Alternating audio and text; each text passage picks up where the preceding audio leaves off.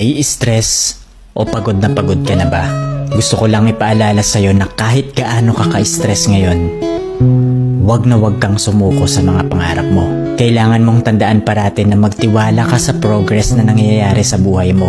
Kahit alam ko na minsan sobrang hirap at sobrang nakakapagod na din talaga. Magtiwala ka sa kakayahan mo.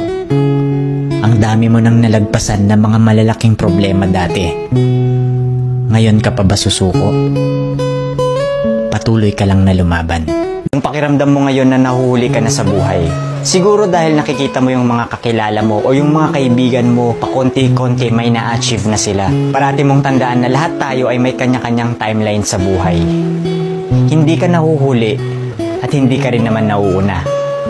Kung nasaan ka man ngayon sa buhay mo, yan ang lesson at experience na kailangan mong pagdaanan ngayon. Lahat tayo ay may sariling kwento sa buhay na makaka-inspire ng ibang tao. Sarili mong kwento yan. Kaya make sure na sulitin mo ang bawat moment at gawin mong fulfilling ang kwento mo kahit anong mangyari.